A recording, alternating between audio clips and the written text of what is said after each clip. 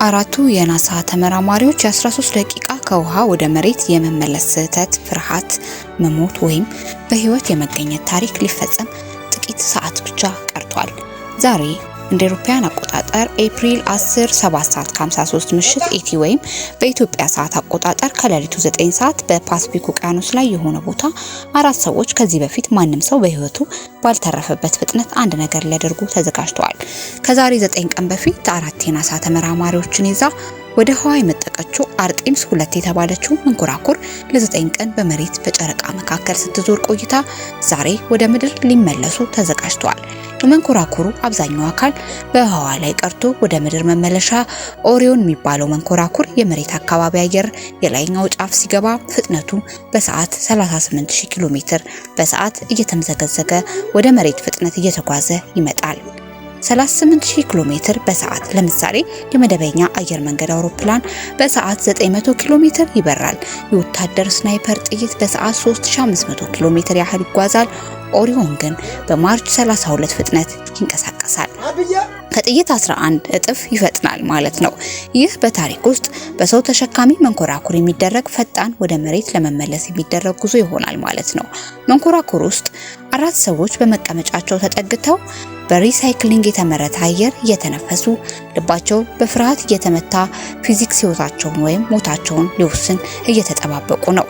የእሳት ግድግዳ ዘ ዎል ኦፍ ፋየር ኦሪዮን ከአየር ጋር ሲገጥም ከፊቱ ያለው አየር ለመንቀሳቀስ ጊዜ የለውም።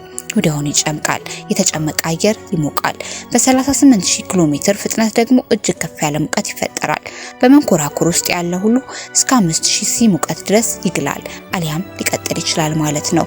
ይህ ከእሳተ ገሞራ ሁለት እጥፍ የሚሞቅ ሙቀት ብረትን ሊያትን የሚችል መንኮራኩርና ውስጥ ያሉትን ሰዎች ወደ አመድነት ሊያስቀይር የሚችል ሙቀት ነው። ታዲያ ኦሪዮን ከዚህ እሳት የሚከላከለው 16.5 ጫማ ዲያሜትር ያለው የተባለ ቁሳቁስ ነው። ይህ የሙቀት መከላከያ ቀስ በቀስ ይቃጠላል፣ ይሰነጠቃል እና እየተበላሸ ሙቀቱን ከመንኮራኩር ይወስዳል ወይም ያስወግዳል። እሳቱ አያቆምም፣ ለሰዎች ህይወት ራሱን ይሰዋል።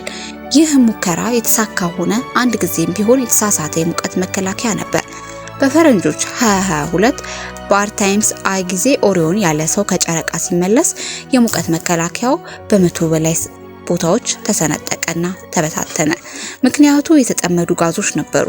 በመመለስ ሙቀት ጊዜ ግፊት የተፈጠረ እና ክፍሎቻቸው ተበታተነ። ኤርታይምስ አይ ላይ ሰው ስለሌለ ችግር አልነበረም፣ ግን አራት ሰዎች አሉ።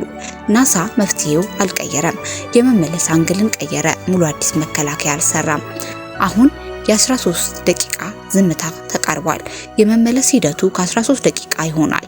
በዚህ ጉዞ በሙቀቱ ምክንያት በሚፈጠር ከፍተኛ የፕላዝማ ነጸብራቅ መገናኛ ሬዲዮዎች ሲግናል ዘዴዎች ከመቆጣጠሪያ ጣቢያዎች ጋር ይቋረጣል። ያኔ ናሳ ምንም አይሰማም፣ መልእክት አይደርሰውም። ታዲያ ፍርሃት፣ ጭንቀት ሰዓት ይሆናል። ሰዎች አይነጋገሩም። አራት ሰዎች በእሳት ውስጥ በሙሉ ዝምታ ይወርዳሉ። ማረፊያቸው ውቅያኖስ ላይ ይሆናል ተብሎ ይጠበቃል። መንኮራኩሩ በፓሲፊክ ውቅያኖስ 100 ኪሎ ሜትር ርቀት ላይ ያርፋል ተብሎ ይጠበቃል። ለዚህም ሂደት 11 ፓራሹት በትክክል መከፈት አለባቸው። ምክንያቱም ፍጥነቱ ከ38000 ኪሎ ሜትር በሰዓት ወደ 27 ኪሎ ሜትር በሰዓት ዝቅ እንዲል ያደርገዋል። አንድ ፓራሹት እንኳን ቢሳሳት ውጤቱ ከባድ ይሆናል። አሁን ያሉበት ስሜት አራቱ አባላት ዛሬ የመጨረሻ ቀናቸውን በስፔስ አሳልፈዋል። ምግብ ተዘጋጅቷል፣ ስርዓቶች ተፈትሸዋል። አሁን የ13 ደቂቃዎች የሰቀቀን ጉዞ በመጠባበቅ ላይ ናቸው። የፊዚክስ ሚስጥር ህይወት ወይ ሞት፣ እሳትና ህይወት ፊት ለፊት ተገናኝተዋል። የ13 ደቂቃ ረጅም ጊዜ 7:53 መግቢያ፣ 13 ደቂቃ ዝምታ፣ ከዚያ እሳት፣ ከዚያ ፓራሹት፣ ከዚያ ውቅያኖስ።